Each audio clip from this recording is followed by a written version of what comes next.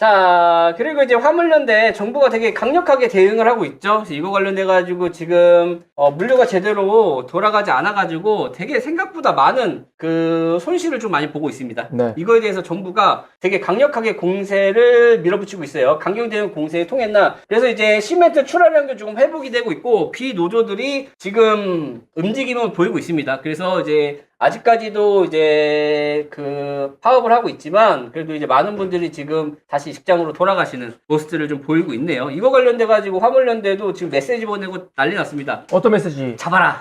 야, 걔네 하면 안 돼. 잡아라 하면서 그 간부 그 텔레그램 막 이런데 어떻게든 막아야 된다. 얘기들 많이 올라오고 있더라고요. 네네. 이거 보면 좀 대단한 것 같습니다. 여기에 그 운송 거부자 자격 취소. 야, 이거 자격증이 얼마인 줄 아십니까? 얼마예요? 6천만 원 정도 합니다. 6천만 원 날렸네. 이거 자격증 이거 자격 취소 당하는데 이거 면허가 지금 면허만 한 4천만 원 정도 한다고 해요. 네. 거기에 유가보조금 지급도 제한하겠다. 화물연대 파업에 정부 초강수의 유가보조금 1년 중단까지도 얘기하고 있고요. 복귀하지 않으면 강력하게 대응하겠다고 하니 이제 많은 분들이 지금 돌아가고 있는 모습들을 보이고 있네요. 자, 여기에 또 이제 화물연대는 이제 협박 문자, 저번에 협박 문자 보냈던 사람 있죠? 자격 취소당했습니다. 아이, 4천만 원 날렸어. 옳다. 그래서 협박 문자로 비노조들한테 너네 그 보복할 거다, 뭐 할 거다, 막 이렇게 문자 보냈던 분 있죠? 이분 자격 취소당하셨습니다. 야, 이게 뭐다, 그 4천만 원 날리셨어요. 근데 네. 저렇게 폭력적으로 하시는 분들은 네네. 조금 좀 저런 걸로 강경하게 대응이 필요하지 않나 싶습니다. 좋은 일을 하더라도 폭행은 안 되지. 그쵸. 아무리 본인들의, 그러니까 정당하지, 어떤 상황이든 폭행은 정당하지 않습니다. 말과 소통과 대화를 해야 돼요. 그쵸. 라고 개인적으로 생각을 합니다. 자, 이거에 또 이제 화물연대가 밀리고 있으니까 민노총까지도 같이 합세해가지고 대규모 집회를 진행을 하고 있습니다. 그래서 이제 연대투쟁을 호소하면서도 생각보다 많은 분들이 몰리진 않았다고 하지만 그 민노총도 함께 하면서 얘기하는 게 노란봉투법을 하려고 하죠. 노란봉투법이 되면 노조 그냥 뭐 일 안 하고 월급 받겠다 뭐 이런 느낌입니다. 노조 이렇게 보시면. 그리고 연대를 위해서 화물연대 투쟁에 집중하고자 얘기가 나오고 있고 정부와 여당은 민노총의 눈에 가시를 여기고 있다라고도 얘기하면서 노동자에게 목줄을 채우려고 하고 있다라고 얘기하는데 그 누가 누구의 목줄을 채우는지 잘 모르겠지만 아무튼 민노총이 대대적으로 또 이제 집회를 진행할 상황이라고 얘기들이 나오고 있네요. 여기에 지금 화물연대 총파업 12일 만에 물류 피해 확산되고 있지만 시멘트 항만은 회복세를 좀 보이고 있으면서 그래도 강력 대응이 화물연대를 좀 다시 돌아가게 하는 그런 뭐 계기가 되지 않았나라는 생각도 많이 드네요. 이 와중에 또 논란이 되는 게 하나가 있더라고요. 어떤가요? 다들 아시겠지만 그 면허 빌려주고 수백만 원씩 버는 화물연대 기사들. 그래서 이제 지금 생계가 힘들다. 어쨌든 간에 안전운임제를 통해서 뭐 일당을 올려가지고 일당이 올라갔을 때 좀 더 안정적으로 운전할 수 있기 때문에 해달라고 했던 건데 그 개별 면허당 1인 1개만 허가가 가능한데 이제 이걸 가지고 이제 장사하시는 분들이 생기더라고요. 그래서 이제 화물차의 경우는 개별 면허 가격은 3천에서 4천만 원인데 화물차까지 합하면은 초기 비용이 1억 원 훌쩍 넘습니다. 네. 이거를 이제 빌려주는 형식으로 수익을 올리는 그 렌탈 서비스. 뭐 개인 사업자니까 그렇게 할 수 있다라고 생각을 합니다. 나름. 근데 하면 안 되는 거잖아요. 안 되는 거죠. 네, 하면 안 되는 거잖아. 하면 안 되는 거죠. 그래서 이제 1인당 1개의 면허가 원칙인데, 이제 마누라 거, 그 다음에 지인 거 해가지고, 이제 면허증을 여러 개를 해가지고, 차량 2대 이상 가지고 계신 분이 7,760분 해가지고, 이제 면허장 사시는 거죠. 그러니까 이제 이게 가격이 올라갈 수밖에 없는 거겠죠. 이를 빌려준 형식으로 수익을 올린다. 화물연대 간부도 포함되어 있고, 업계에 정통한 복수 소식통이 전환한 거다. 근데 이거는 뭐 다들 알고 있지 않았을까? 택시도 마찬가지잖아요. 택시도 이제 번호판 팔고 하잖아요. 그래서 이제 이거 가격 떨어지면 나와서 또 시위하고 하십니다. 근데 이게 왜 생겼느냐라 궁금하시죠? 그래서 요거가 다들 알고 있는 내용인데 뭐 단독이라고 얘기할 것까지 있나? 이미 공연이하게 다들 알고 계셨던 거니까. 맞아요. 자격증 빌려주고 영업하는 데도 있습니다. 저도 가지고 있는 자격증 빌려달라고 하는 업체들 많아요. 안 빌려주지. 그거 걸리면은 다 저거 되거든. 근데 저는 부동산을 많이 빌려주는 거 봤어요. 복답방은 다 빌려주더만. 다 빌려주는데 내가 갖고 있는 게 그 건설 쪽에 이제 정비하는 자격증이 따로 있거든. 건설 중장비 자격증. 네. 우리나라에 가진 사람이 많지가 않아. 그래서 그 중장비 회사 들어가서 중장비 수리하시는 분들 있지. 대부분 그 자격증이 없습니다. 빌린 거다. 왜 없는지 아십니까? 학원이 없어. 그렇구나. 우리나라 중장비 엔지니어를 키우는 학원이 거의 없어요. 그래서 자격증 가진 사람들 별로 없는데 난 그거 왜 갖고 있냐? 잘 따셨네. 그러니까. 잘 땄네. 난 왜 땄는지 모르겠는데, 내 원래 전공은 중장비였다. 내가 뭐 굴삭기도 분해 조립하고 했어. 물론 굴삭기를 분해 조립했는데, 그 핸들이 반대로 움직여. 버켓이 잘못 움직여! 네네. 한번 해봤어요. 해봤는데, 버켓이 이거 배선 잘못 연결한 것 같은데? 조립은 할 줄 알지만 네. 정상 작동을 안 한다. 그쵸. 오케이. 그래서 선생님한테 혼났어요. 네. 야, 이 새끼야! 이거 잘못, 버켓이, 죄송합니다. 이건 조크였고요. 네. 어쨌든 간에 이렇게 자격증도 빌려주는 경우들이 많이 있죠. 근데 이게 언제 시행됐냐면, 다들 아시겠지만, 이게 화물차 번호판이 이제 등록제로, 이게 언제 생겼냐면, 노무현 때, 화물연대가 이제 파업하면서, 이제 노무현 그때 당시에 만들어졌습니다. 왜 만들어졌냐면, 너무 많은 사람들이 화물차를 그냥 사와서 영업을 하게 되니까, 수적으로 늘어나기 시작을 했어요, 화물차들이. 화물차가 돈이 된다 해서? 네네, 사람들이 몰렸죠. 누구든지 온 거구나? 그쵸. 화물차가 돈이 된다고 생각하니까 많은 사람들이 몰렸고, 이걸 통제하기 위해서 만들었던 게 이거예요. 그때 당시에 만들었던 게 이게 허가인데, 이게 면허증인데, 요게 그때 당시에는 이제 노조들이 이거를 해달라고 막 시위하고 집회해가지고 이제 만들어줬잖아요. 만들어주니까 그걸로 장사하고 있는 겁니다. 물론 뭐 이게 진입장벽이 높아져가지고 많은 사람들이 들어오지 못하는 건 맞지만, 만들어달라고 해서 만들어줬는데 이거 장사하더라. 그래서 예전 노무현 대통령 2003년도 5월에 화물연대 집단 운송 거부 사항이 발생하자 군 대체 인력까지 투입 검토를 하면서 강력하게 대응을 했었는데, 이때 당시에 문재인 대통령의 쓴 책 운명에서 보면은 대통령이 화물연대의 분류를 멈춰 세상을 바꾸자는 구호를 내걸었었다. 내게 단호하게 지시를 내렸다. 군 대체 인력 투입까지 적극 검토하라고 얘기했었다. 하지만 졌죠.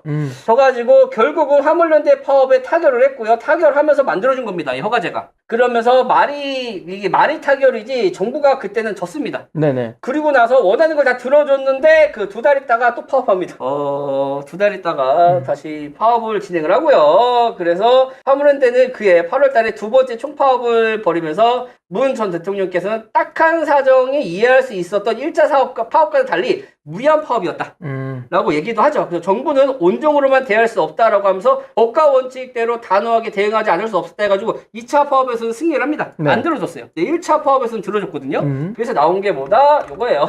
번호판이다. 네, 번호판입니다. 왜냐면 번호판이 기존의 영업자들이 늘어나는 폭이 엄청나게 많이 늘어납니다. 엄청나게 10년간 2.3배 증가하고 허가제로 바꾼 이유는 18년간 생각보다 조금 많이 늘어나는 게 감소가 됐는데 감소가 되니까 어떻게 돼요? 번호판 값이 올라갈 수밖에 없겠죠. 면허 가격이 3조 4천만 원까지 올라갔다 라고 보시면 될 것 같고, 그래서 이때 당시에 이렇게 했었다. 그리고 이제 2차 파업 당시는 노무현 정부에서는 화물연대와 대화를 거부했었죠. 1차에서는 얘기 다 들어줬잖아.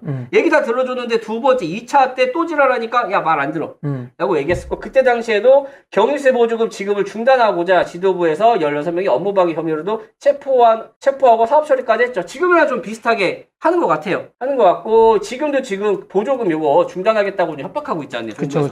이때도 이렇게 했었다라고 보시면 될 것 같고, 결국 2차 파업으로 내부 분열이 다수의 화물차 노조원들이 복귀하면서 16일 만에 끝났다. 지금이랑 비슷한 것 같아요. 지금도 이제 내부 분열이 지금 일어나고 있죠. 일어나면서 노조원들이 복귀하면서 16일 만에 끝나는데, 이듬해 운송 거부자에 대한 업무 복귀 강제할 수 있는 업무 개시 명령제를 만들었습니다. 이게 지금 처음으로 현 정부가 발동을 하고 있는 거예요. 발동을 하고 있는 거다 얘기를 보시면 될 것 같고, 화물연대는 명분을 많이 잃었어요. 사실 화물연대가 생각보다 명분을 많이 잃어서 민심이 많이 돌아선 것 같아요. 너무 강경했던 거죠. 맞아요. 이거 근데 저거 단속하나요? 단속이 문제가 아니라 이거 없애겠대요. 웃돈까지 주고 있는 번호판 이제 등록제로 전환해야 된다고 이제 정부에서 얘기하고 있습니다. 그러니까 기존에 이걸 해줬잖아요. 해줬는데 이걸로 장사하고 있잖아. 장사하고 있으니까 이제 이거를 바꾼다라는 얘기들도 나오고 있습니다. 이거를 여러 개를 등록을 해서 장사하시는 분들, 그러니까 취재랑 맞지 않은 거죠. 취재랑 맞지 않은 행동들을 하고 있는 거에 대해서 이제는 등록제로 전환해야 되는 게 아니냐 라는 얘기들도 많이 나오면서 화물연대나 민노총에 대한 민심이 많이 돌아서면서 많이 탈주들을 많이 하고 있는 것 같더라고요. 네네. 그래서 지금 상황 이렇게 보시면 될 것 같고, 아무래도 아직까지는 지속적으로 조금 시위를 하고 있지만 시간 지나면 좀 괜찮아지지 않을까 라는 생각이 조금 많이 들고, 진짜 많이 돌아선 것 같아요. 많은 사람들이 돌아선 것 같은 게, 민주노총 내일 파업 동참하고 화물연대 사태까지 최대 분수령까지 해가지고 최선을 다해서 하고 있는데 오히려 지지율이 늘어나고 있어요. 얼마 전까지만 해도 30%대여가지고 더럽게 국가 운영 못한다라고 많은 사람들이 얘기를 하고 있었거든요. 지지율이 늘어나고 있습니다. 아, 대통령 지지율인가요? 맞아요. 네. 그래서 그 강력하게 대응하는 거에 대해서 많은 사람들의 생각이 많이 좀 바뀌었다라고 보시면 될 것 같습니다. 그래서 이제 누가 정당하냐라고 따질 때는 나는 잘 모르겠지만 많은 사람들의 민심은 조금 많이 그 노조 측에서, 그러니까 민노총 측에서 정부의 강령 대응으로 조금 많이 바뀌었다라고 보시면 될 것 같고, 또 이 안에도 그 만행들이 많이 있었잖아요. 전부터 시작해가지고 해서 강력하게 대응했었고, 여태까지 해달라는 거 다 지켜줬습니다. 그리고 이제 해달라는 거 얼마나 많이 지켜줬냐면 다들 아시겠지만 화물연대, 여기 보시면 화물연대 더불어민주당 대선 공약이라고 해가지고, 야 얘네 그 뽑으면 우리한테 이렇게 해준다 라고 해가지고 아예 그냥 화물연대 신문 사이트에 올라가 있어요. 네네. 그러니까 민주당 입장에서는 얘네들을 뭐 이제 지지할 수밖에 없고, 그래서 화물연대 탄압 대화 없고 공권력만 휘두르기만 한다고 민주당에서 정부를 욕할 수밖에 없는 거죠. 이렇게 지금 해가지고 요즘 사람들이 나와서 얘기하고 있는 게 그 민주노총 나오는 게 정치적 색깔이 너무 강하다, 그러니까 노동자를 위한 게 맞느냐라는 얘기들도 생각보다 많이 나오고 있더라고요. 뭐 이거는 뭐 이제 어떻게 보느냐에 따라 틀리겠지만 이제는 조금 많은 사람들이 그 민주노총에 대해서 반기를 좀 많이 드는 게 아닌가라는 생각이 들고, 이렇게 싸우는 동안에 다들 아시겠지만 이제 금투세 요거 아직 통과가 안 되고 있습니다. 왜 아직 통과 안 됐어요? 싸우고 있어요. 그래서 민주당이 조건부 유예를 해주겠다라고 이제 민주당에서 얘기를 했었잖아요. 근데 조건부 유예가 이제 지금 안 되면서 서로 막 싸움을 하고 있는데, 지금 정부 입장에서도 완강하게 받아들일 수 없다라고 얘기했지만 조금 내려놨습니다. 네네. 그래서 이제 대주주 기준을 50억에서 100억으로 좀 낮췄고, 그 다음에 당초에 예정되었던 0.5포인트, 0.15포인트가 아닌 0.25포인트까지 이제 그 거래세를 조정하는 걸로 지금 타협을 지금 보고 있어요. 근데 통과되지 않았습니다, 아직. 그래서 정부 입장에서도 빨리 유예를 시켜야 된다라고 생각을 하고 있는데, 여야가 계속 부딪히면서 서로 타협점을 아직까지는 찾지 못하고 있어요. 기존에는 이제 정부도 강력하게 대응을 했지만 이제는 기준을 조금 낮추고, 이거에 대해서 뭐 이제 시뮬레이션을 통해 갖고 뭐 어떻게 뭐 대주주를 포괄하고 한다고 하는데, 어쨌든 간에 서로 한 발자국씩 양보는 하고는 있는데 아직까지도 통과가 되고 있지 않습니다. 그래서 빨리 이거 근데 전문가들은 다 통과될 거라고 생각을 하더라고. 금투세 유예로? 그쵸.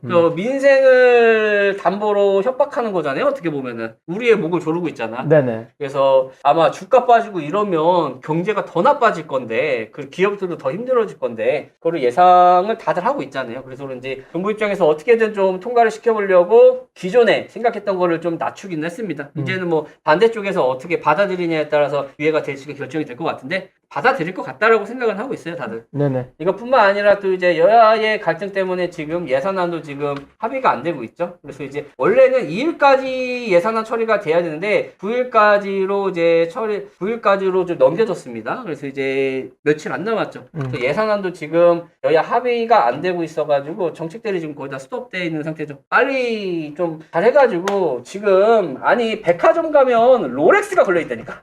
백화점 가면 롤렉스가 있어요, 여러분. 롤렉스 사고 싶고, 옛날에는 무조건 리셀이나 아니면 웃돈 주고 사야 되는데 이제는 그 신세계 가면 롤렉스가 그냥 있어. 그쵸. 그 정도로 지금 경제가 힘들다, 이거 없어서 못 사는 시기잖아요. 무조건 사면 돈이다 라고 해서 무조건 사람들이 사는데 돈이 안 되니까 안 사는 거겠죠. 리셀러들도 안 사는 겁니다. 맞아요. 물론 인기 모델들은 나가지만 비인기 모델들도 예전에 다 나갔었는데 지금 비인기 모델도 안 나가요. 그 정도로 경제가 안 좋기 때문에 좀 빨리 여야의 그 합의로 해서 예산이라든지 금투세 이런 것들 빨리 통과가 되면서 그 암호화폐, 가상자산도 유예되는 모습들을 좀 보였으면 좋겠어요. 네네. 자산도 많이 유예됐으면 좋겠다라는 게 제 개인적인 생각입니다. 그래서 어쨌든 간에 한 발자국 양보했으니까 서로 양보해가지고 통과시켜줘야 되지 않을까라는 생각이 좀 드네요. 자, 그리고 금리 인상 속도 조절 시사안 파월, 그래도 사람들이 이제 금리 인상 관련돼가지고 아직까지는 지속적으로 하겠다라고 파월이 얘기를 하고 있잖아요. 그래서 내년에 시장 흐름이 어떻게 될까라는 게 많은 사람들이 걱정하고 있는 내용들이 아닐까? 그래서 이제 금리 0.75포인트까지 인상하는 거에 대해서 이제 0.5포인트로 이제 속도 조절할 거다라고 많은 사람들이 생각을 하는데, 그렇다고 해서 지금 인플레이션이 안 잡혔잖아요. 그쵸. 이거에 대해서 내년에는 아마 속도 조절을 하면서 경기 침체도 막으려고 어느 정도의 경기 부양책도 같이 하지 않을까라는 게 제 개인적인 생각이거든요. 그래서 아마 내년에 많은 분들이 경기 침체가 와서 주가가 많이 빠질 거다라고 예상을 하는데, 저는 조금 반대로 내년에는 주가가 빠지는 거를 막기 위해서 좀 느슨한 정책들을 피면서 인플레이션을 인플레이션과 함께 잡으려고 하지 않을까라는 생각도 많이 들어요. 실제로 파월이 얘기한 것도 보면은 임금 인상은 좋은 일이지만 이게 임금이 너무 많이 올라가니까 물가가 계속 올라간다. 그거 맞아? 맞나? 아무튼 이렇게 얘기를 하면서 물가 2%에 머물러야 한다면서 현재 임금 수준이 인플레이션을 잡기에는 높은 수준이라고 얘기를 하면서 야 너네 대기업들 그 인상 올리지 마. 그러니까 우리나라는 지금 인상 올려달라고 싸우고 있는데 여기는 인상하지 마. 임금 올리지 마. 임금 올리지 마. 라고 싸우고 있네요. 그래서 파월 의장의 상황 일부가 나아지고 있지만 아직까지는 이제 물가 안정을 위해서 갈 길이 멀다라고 얘기들을 하면서 아마 내년에는 너무 올해 좀 더 강력하게 하면서 주가들이 다 많이 빠졌잖아. 부동산도 빠지고 경제 침체까지도 엄청나게 많이 빠졌지만 그 내년에는 좀 횡보를 치지 않을까? 내년에 횡보장이 온다면 내후년에는 조금 많이 올라가지 않을까? 라는 게 이제 개인적인 생각입니다. 그래 줬으면 좋겠다. 비트코인도 우리 잘 됐으면 좋겠습니다. 자, 그래서 그런지 지금 그 미국 뭐 이렇게 보면은 미국의 경제가 굉장히 좋아진 것 같다. 왜냐면 뭐 월급이 많이 올라가고 있으니까라고 하지만 실질적으로 민간 고용은 좀 많이 줄었습니다. 그래서 이제 뭐 기업들 같은 경우는 인재들을 고용하기 위해서 월급을 더 주는 케이스들도 있지만 민간 부분에서는 성장세가 조금 급브레이크 걸리면서 절반 수준밖에 안 됩니다. 그러니까 뭐 자영업자들이나 작은 회사들이겠죠. 많이 좀 힘들어지고 있다라고 보시면 될 것 같고 정확한 데이터는 나와봐야지 알겠지만 그 민간 일자리가 증가폭이 전 대비해서 절반 수준에 불과하다. 우리나라도 지금 마찬가지잖아요. 경제가 너무 안 좋다라고 보시면 될 것 같고, 뭐 제조업이 마이너스 10만 개, 그 다음에 전문 사무업소들 7만 개 마이너스, 금융업도 3만 개 날라갔고요. 정보 서비스업도 2만 개 날라갔고요. 그 다음에 레저 적계급에는 늘어났다고 하네요. 어쨌든 간에 뭐 많이 힘든 것 같고, 내년에는 좀 주가가 지금 방어해주는 기조로 해서 옆으로만 행보만 해준다고 해도 땡큐지 않을까라는 생각 좀 많이 들어요. 행보만 좀 해줘도 땡큐지 않을까라는 개인적인 생각을 해서 내년 한번 지켜봐야겠죠. 근데 내년에는 그렇게 막 떨어지거나 그러진 않을 것 같아요. 왜냐면 아무래도 경제 상황이 안 좋은 타점에 좀 주가까지 빠지게 되면 더 위험할 거라서 아마 여러 가지 지금 완화 정책들을 펼치지 않을까. 그래서 좀 내년에 좀 버티기로 들어가지 않을까. 버틴 사람들이 돈을 벌 수 있지 않을까라는 생각이 좀 많이 드네요. 네네. 여기에 또 이제 러시아 원유 가격 상한제 오늘부터 이제 시행을 했습니다. 배럴당 60달러예요. 그러니까 너무 이제 기름값이 비쌌잖아요. 이거에 대해서 상한제로 60달러까지 이거를 이제 진행을 하게 됐는데 이게 지금 제대로 될지는 조금 더 지켜봐야 되겠죠. 하지만 기름값이 너무 많이 올라갔기 때문에 상한제를 이제 도입을 했다고 하고 오펙에서는 생산 동결 저번에 200만 배럴 정도 감산했죠. 네. 거기에서 이제 생산을 더 줄이진 않고 동결을 한 상태에서 러시아 유가 상한제까지 이제 도입을 하면서 이제 비싸게 하지 말라 이거죠.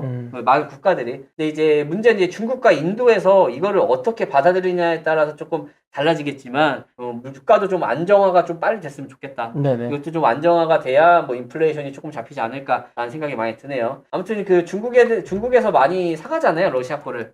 중국 애들이 어떻게 받아들여질지는 좀 수요를 지켜보겠다라고 얘기가 나오고 있는데 어쨌든 간에 뭐 기름값이 너무 비싸기 때문에 상한제를 도입을 해서 협의가 됐기 때문에 60달러 잡혔습니다. 그래도 기름값은 그렇게 조정받지는 않았더라고요.